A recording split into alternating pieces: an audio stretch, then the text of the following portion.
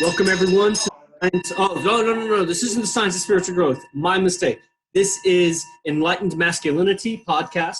I'm joined with Akash Inti. This is our weekend version of the 12 p.m. noon everyday podcast. I'm your host, or one of your hosts, Yogi Chris, PhD. We're talking about enlightened masculinity. What is that? What is its application? What does it even mean? If you're tuning into this and this is something that fascinates you, then you probably are resonating with us on a lot of these ideas. We're just going to kind of spell it out a little bit more. We have words and a vocabulary to talk about this sort of thing. We've trained with people that are very masculine, very enlightened in this area of living, and probably in many other areas, but that's not really what we're talking about. Here we're talking about masculinity, which is one of the halves of being a human. Femininity. So we're talking about all of that. Nothing is taboo here. It's all permitted. We're giving our opinions, so take it as an adult, apply it, integrate it to your life. Does it make sense?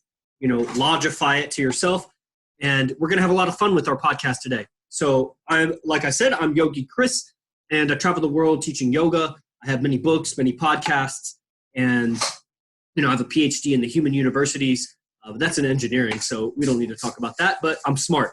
And I'm joined by another very, very smart yoga teacher. His name is Akash Inti Katakam. He's a biotech research analyst. What does that mean? It means he is in charge of the big money of the biggest drug companies in the world. And so he's kind of like a drug dealer. I don't know. He's not. He's a really, really smart guy. He's also a registered yoga teacher and has his own tribe of people, which he is cultivating there in Montclair, New Jersey. So I'm joined with Akash. I'll hand it over to him to kind of check in with him for what's new in the last 24 hours. Yes, brother. Thank you so much. I like to say advisor because while I'm not the one necessarily with all these drugs and such, we're oftentimes given some insight and such on the strategy. So that's that point. Thank you again for the illustrious introduction. As always, you do a phenomenal job just speaking about who we are and what we're about. So appreciate that. Couple interesting things coming up today, particularly doing Sunset Club. So been running Sunset Club for about close to 5 years now. And really, it's a club where we simply bring together people from all different areas that I've interacted with, or a couple other friends, and we watch sunset together. And it's about an hour. We get real, get to know each other, have fun, enjoy, etc. So biggest lesson from that has been that the sun waits for no one. And in terms of masculinity, I think it's that you can't be waiting for anyone, because I think the sun is a masculine figure, an archetype. You can't wait for anyone in order to get anything done. So it's reminded me that many a time. Other exciting things are continuing to put out some YouTube content, put out a couple of yoga videos last night, and really just continuing to build. I figured today we talk about laughter and play.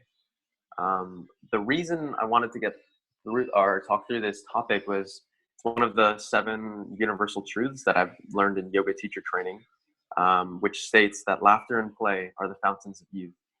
So I wanted to delve into this topic a little bit with you, Yogi Chris, see what your thoughts were on this. Do you think that's the truth? Just because someone else says it doesn't mean it necessarily is. As we know, we test everything, being the social scientists and regular scientists, I guess, that we are. So I wanted to delve into this. What do you think? What are your thoughts on that statement? Well, the statement that, what was it? Laughter and play is the fountain of youth.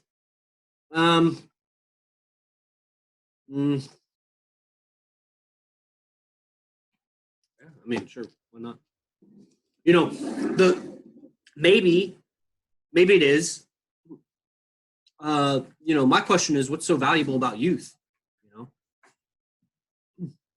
Youth, one quality of youth that I'm not trying to carry with me forever is ignorance. Youth is ignorance. That's what youth is. Adulthood, maturity is not ignorance. Yeah, shit gets more serious when you get older. Newsflash. That doesn't mean that laughter needs to go away, but fountain of youth, I admire. I'm just being kind of a devil's advocate here. I'm just being kind of antagonistic. Obviously, I love laughing. I love smiling. And yes, it gives an energy. All of a sudden, you could be really tired at 2 a.m. and something funny happens, and all of a sudden you laugh and you have like 30 more minutes of energy.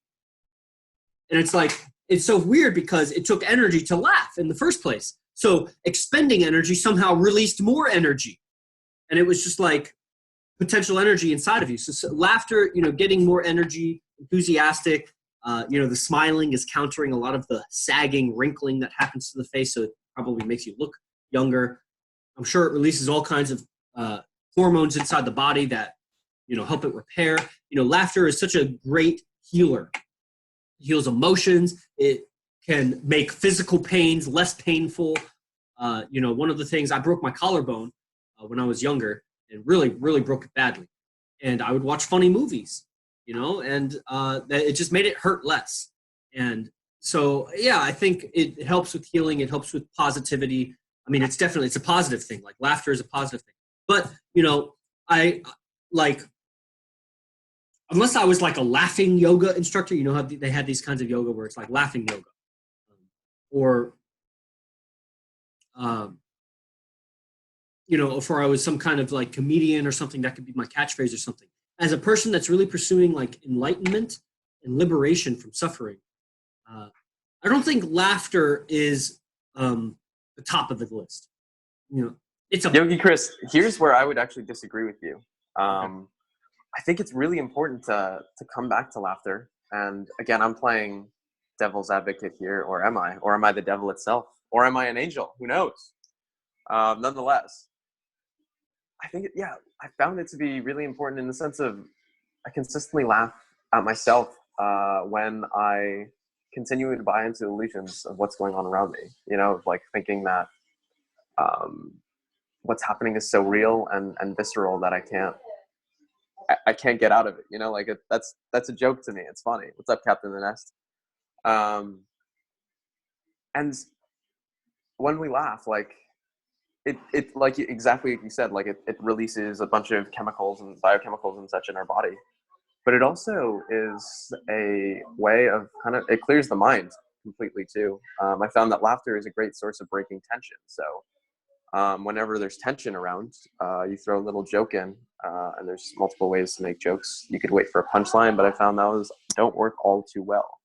I found the ones that generally do work a little bit better. And I'm no laughter or comedian expert, so really take what I'm saying with a grain of salt, because I'm wading into waters that are probably near my chest level if I were in like a lake or something like that, walking around and like and there's a bunch of like swampy seaweed and such, and I'm not the guy who's like scuba. I'm like the pedestrian swimmer, if you will. But I mean, I found that laughter, like I mentioned, it's a great way of breaking tension. And so when there's something contentious in the room, or even if it's a subtle thing and you don't realize it, that's kind of why people are laughing. So I don't know if you have any comments or thoughts on this, Yogi Chris. Yeah, of course. So laughing when you buy into the illusion helps you remember that you were buying into the illusion. So if you just never bought into the illusion, you wouldn't need the laughter. So the higher realization is stop buying into the illusion. You don't need to keep laughing to break yourself free of that. Just stop doing it. And, breaking the tension because you're getting mentally tense, it helps you free your mental tension. Stop getting tense. If you stop getting tense, the utility of laughter wouldn't need to be there. Laughter, I think it's always going to be a part of it. Like I said, laughter is really high up there.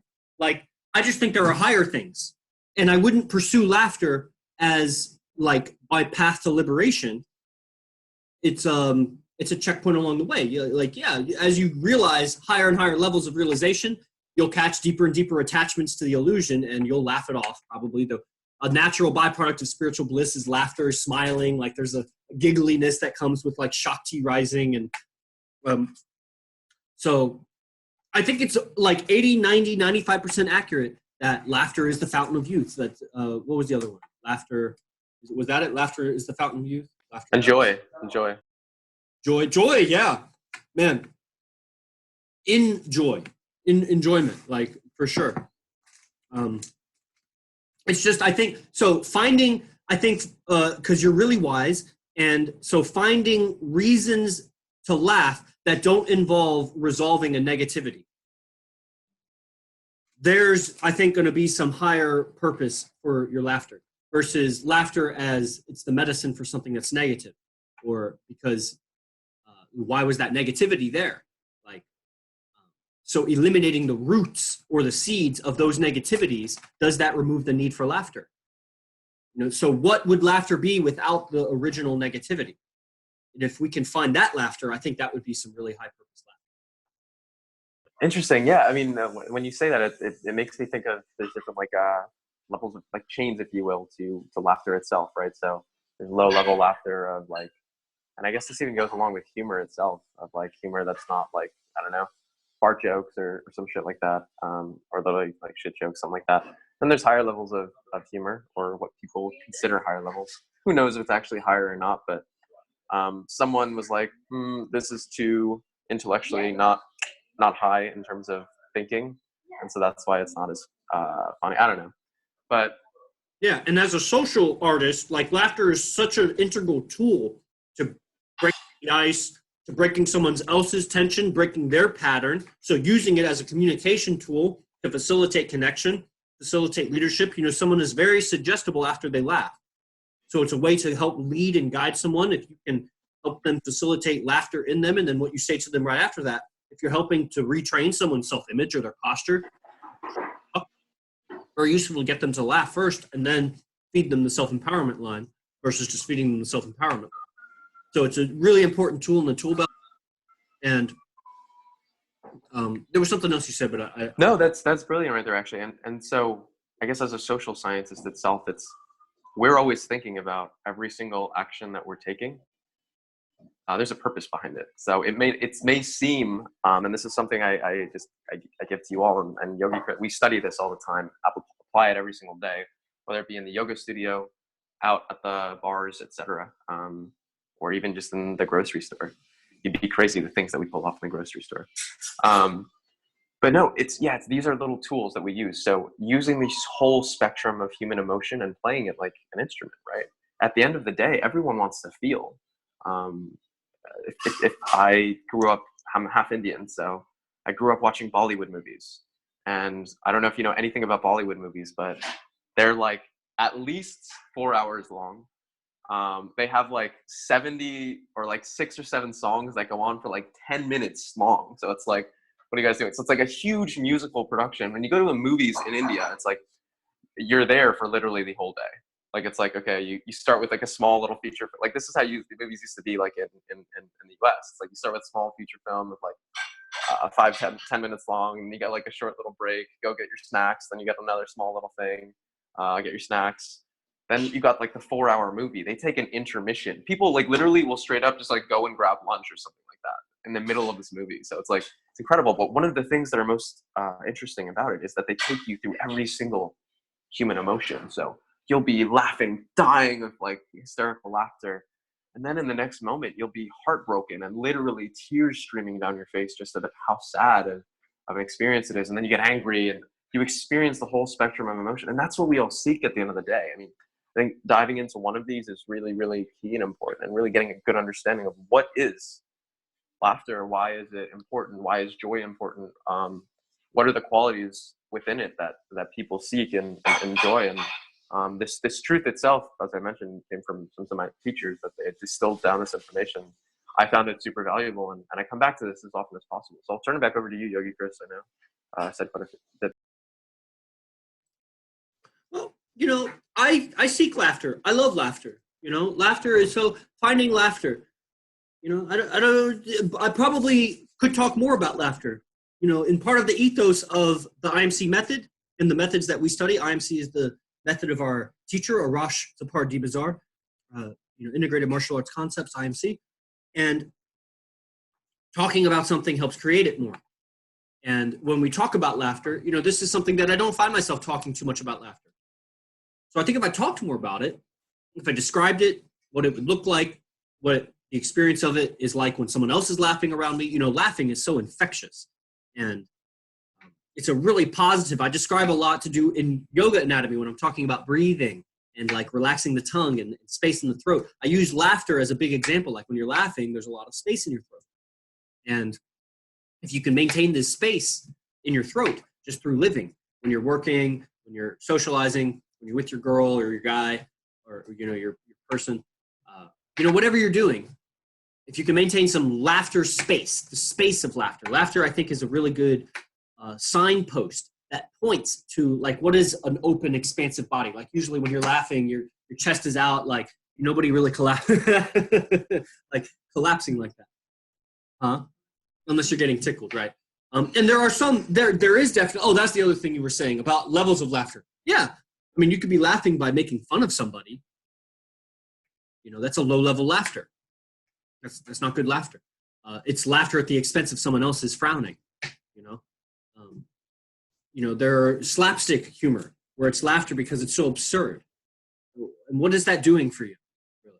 I mean, it's nice to, like you say, release the tension, but laughter of, I really like the laughter of spiritual realization, of just kind of like bliss. Like I posted, I don't think it's posted yet. But there's a clip that I have with Yuri for the Science of Spiritual Growth podcast. I love this clip. Probably because it makes me look so good and it feeds my ego really well. But he was saying something, he had some realization about like, I never have a conflict with anybody on the outside. It's only on the inside. Like, it's just, there's a picture of the other person in my head and I'm interacting with that picture. I mean, this is my language. I'm not like quoting him now. But, the conflict is on the inside. I'm conflicting with my internal representation of that other person. And it's not the other person. It's never the other person. Because even right now, I'm not interacting with Akash. I'm interacting with like Akash in my head. And then I'm vocalizing it through the ether or through the microphone, and then he hears it or whatever. And so he had this big thing where he was like part of me, like because him and I have gotten into a couple of arguments on our podcast, and he's like, I argue with you sometimes because it's like, you just seem like such a jolly guy. And it's like, I'm like, but the world is suffering. Like, don't you see? Like, the world is suffering. Like, why aren't you suffering? Like, why aren't you unhappy like me with the state of the world? And so I say to him, I'm like, okay, so you're never having a conflict with me because it's only ever inside of you. So there's actually no suffering in the world. All the suffering is inside of you too. And so for probably about 15 or 20 seconds, he starts laughing. He's like, oh man.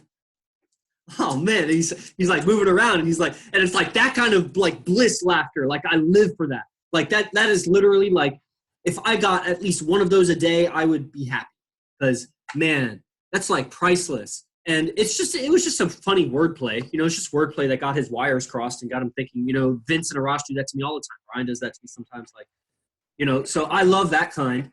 And, the big thing, bringing it back to like masculinity, going out and socializing and, mixing it up with everybody, really.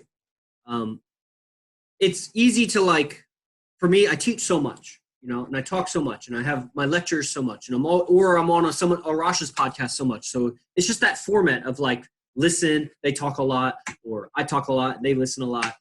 And it's like breaking free from that kind of mold of how to interact with people and have, a genuine back and forth and a lightheartedness to it. A lot of people, their conversations, a lot of it is like kind of shallow and surface, but then other people, I can just see like they're trying too hard to make it deep. I don't want it to try hard to go deep. And so finding the lightheartedness, the kind of subtle laughter, the kind of laughter that like, you're not really laughing on the outside, but it's like humorous. The humor there, that's what I like. I like the humor in life. Like, this is a play. This is a comedy. This, like, is your life a comedy or is it a drama? I know. Yeah, and there's so many things that came up on that little thread that you had there. Getting back to the last one is like the light, right? Like having literally a lighthearted personality means that like your heart is light. You're not weighed down with the heaviness of whatever you're experiencing in life itself. So I found that some of my best experiences when I'm going out and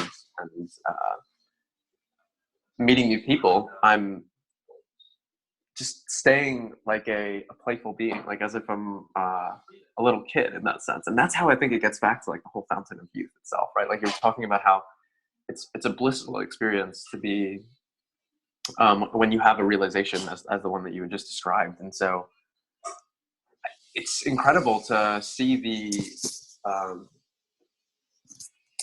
like that occurring in the sense of like that wordplay and interplay. I don't know. It's that's the lightheartedness right there, right? Is when you take on double meanings to words, and you're like, oh well, you said this, but this also means this, and then depending on the tonality that you use, it could also mean this. And like yesterday, I was in an elevator with a couple family friends that I haven't seen in a while, and we were carrying some boxes upstairs and in the elevator itself. And so she was like, "Oh, are we all gonna fit?" I was like,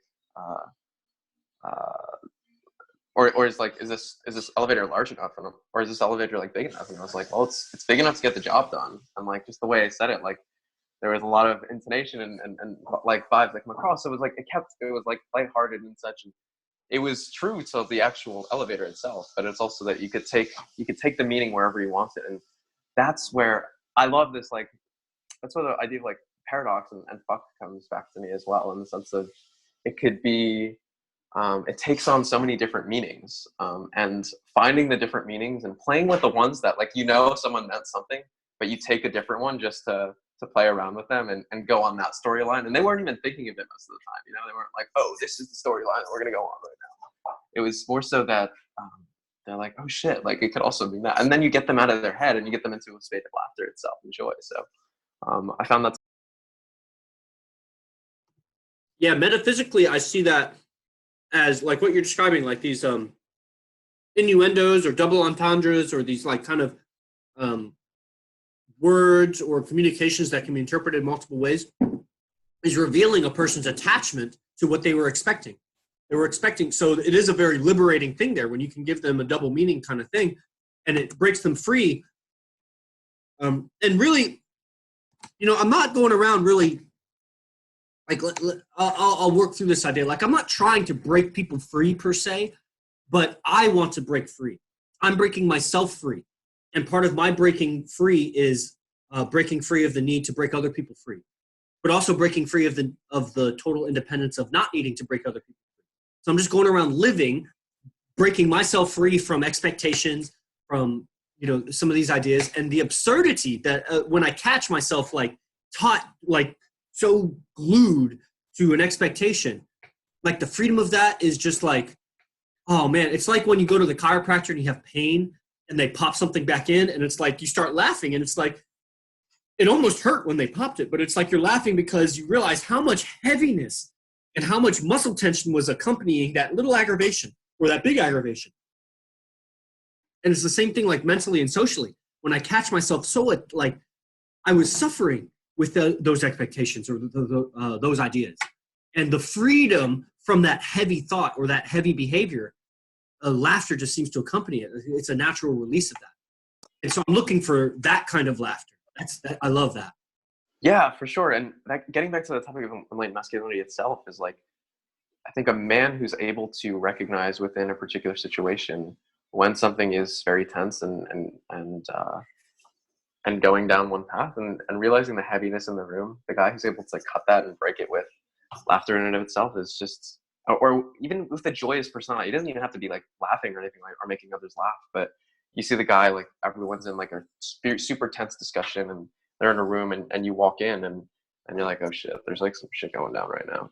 And if you just keep it super light of like whatever someone says, you take it on a different meaning, you'll see the room completely shift and completely change. And so in and of itself, I personally view that as like an enlightened masculine character in that particular moment.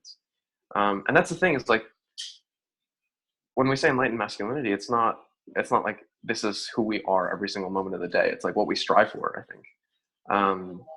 And it's a persona. It's like in every single moment, what would this character act like? How does this character act given the set of circumstances around him?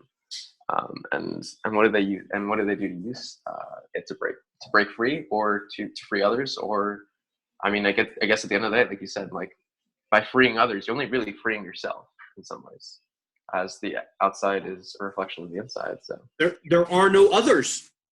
There are no others. Like the other is in me. Like you are in me. I'm not interacting with Akash. I'm not actually interacting with Angelica. I'm not interacting with my yoga students. I'm interacting with my yoga students in my mind. And when I see them break free, or when I feel them break free, or if I say something that breaks them free, that's me breaking free the part of my mind that is them. And so I become more free. I love that. That's why I don't like making people angry. I don't like making people sad. I don't like, that's just, I empathize with that. Like, empathy is just a natural condition of a person's mind being all whole. Like a person that has no empathy has cut off a part of their own consciousness, and they're going to become a split personality. They're going to become bipolar, or whatever these conditions they name these conditions. They are split their persona, and it will flip one day. So, of course, I naturally have empathy. And, maybe one of these podcasts we can even talk about enemies. I don't think today is the right day to do it because it would color the laughter kind of concept. Maybe if we did like a Joe Rogan experience, like 5-hour podcast experience one day, maybe we could really cycle through a whole bunch of concepts. But I wonder I only ever see these short clips of Joe Rogan on YouTube. Like I never see the long podcast. I guess maybe on iTunes. By the way, guys, you can find this on iTunes. It's on Spotify. It was partially on SoundCloud, but my apprentice, he couldn't cut it, so he had to quit. And so I don't know if I'll end up continuing putting it on SoundCloud. But there's a lot of these episodes are on SoundCloud. We're on Podomatic. And so if this podcast does something for you, share it. Tag somebody in it. Tell people about it. Grow it with us. You're part of the community. We know who's on. We see your names. Like, if you consider us. We know where you live. What do you think we've been taking all this information down for? Man, you didn't know, but we got some hackers in the back. They're actually system, so you might want to know. I'm just and then if you're catching the recording afterwards, there's links in the description. You can send us messages, join our private group where we get private content. It's the Enlightened Masculinity Facebook group. And then there's ways to train with us if you want like some of the techniques and technical aspects. You know where to find that. But I'll hand it over to Akash for, tying it off. You're always really good at tying.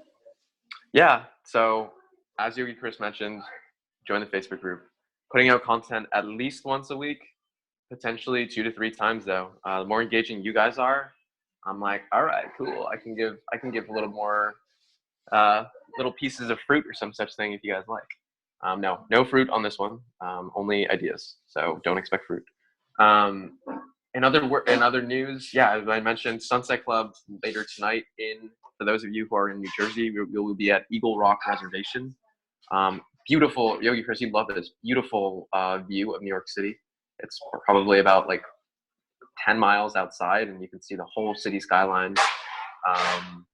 Absolutely gorgeous. So that's where I will be doing my yoga hikes as well over the next couple months. And so, yeah, super excited for that. So anyone, body taped on, if you are around, feel free to join us.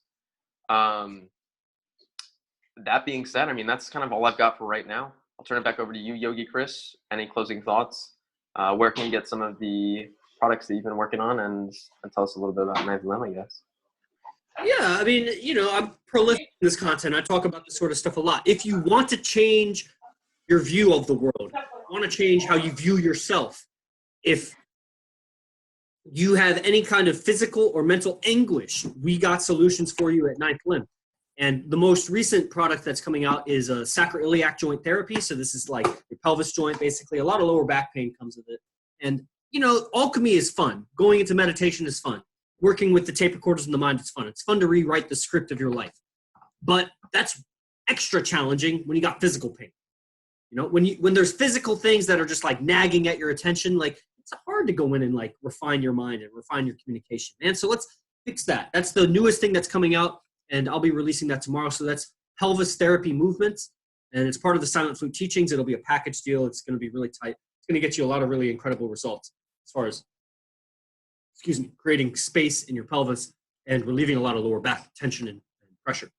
Other than that, Silent Flute training is excellent, top level yoga training in the world. And, it's unlike I got a 500-hour teacher that's in there right now that it just keeps giving me testimonials. He's like, they never taught us this in YTT. They didn't teach us how to rewrite some scars. They didn't teach us about emotional alchemy. And a lot of the posture cues I give, because I study some very meticulous posture people and shadow yoga lineage and the yoga synergy lineage. And I do a lot with like, Ashtanga and Vinyasa and that kind of stuff. But, that's something else. When you start going into gyrating motions and circular movements, there's just a whole universe that opens up there. So yeah, if you're interested in any of this stuff, you know where to find me. All the links are below, or send me a private message if you're interested.